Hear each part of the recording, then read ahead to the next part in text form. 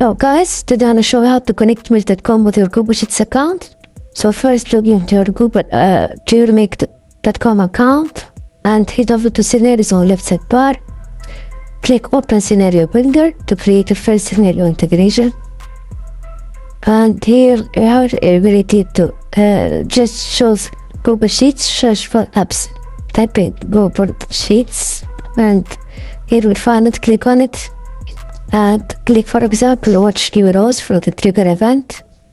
You can select other events at the row to the row and click now click on create connection. This will ask you to sign in with your Google Sheets account, and you should be good to go, guys. And that's it, your work is done. If you found this video helpful and want to have more useful guides, just don't forget to subscribe to our channel.